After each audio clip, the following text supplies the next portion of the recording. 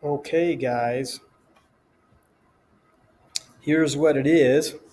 Welcome to Algebra 1. I'm going to take you through and show you how to use Desmos. Okay, so you're on your screen here, and what we're looking at is this is our browser. Okay, and we're going to type in Desmos. All right, so we are in Desmos, and we have this thing over here that we were working on. And this is miles per hour, and we're converting that to kilometers per hour. So if you look down here, 50 is right equal to exactly at 80. All right, but what we're going to do here is we're going to understand this through plugging these points in, and this is going to be what we call our independent variable, because miles per hour would be what we know. We want to know what it is in kilometers per hour. So let's say if we go over to Europe, they're going to be in kilometers per hour. So what we want to do is we want to put this miles per hour in here as our x variable, which is our independent variable. The other one is our dependent variable. So what I'm going to do is there's a couple of ways that I can do this, but what I would suggest for you to do is just go ahead and sign up for an account. I'm going to go ahead and log in to my account, and I'm going to show you what I have. But I'm going to do a blank graph.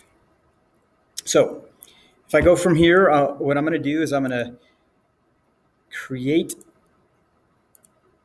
a table. So I click on this right here. I click on the plus. There's a table. These are my x values. And remember, I'm going to type in here 20 and 32, 30, and 48.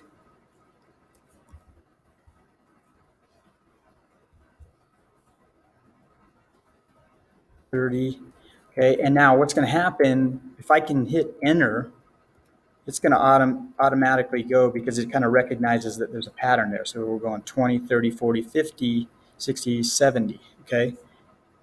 And now what I'm going to do is fill in the rest of those. So 48, 64, 80, 96, and 112.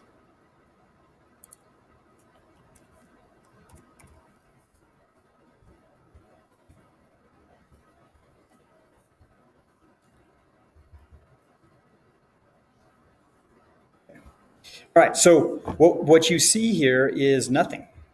All right, so nothing shows up. Well, why does nothing show up? Well, because these are 2, 4, 6, 8, right? So what we're going to have to do is we're going to have to go into this little wrench here, okay? And we are going to go ahead and change this, the x-axis. The highest number on the x-axis is 70. So let me put the x-axis in at 80. Make sure that I cover it.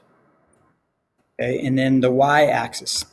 The highest number on the y-axis, okay, which would be our domain, right? Our domain would be from 32 to our range, actually, sorry. Our y-axis is our range, from 32 to 112.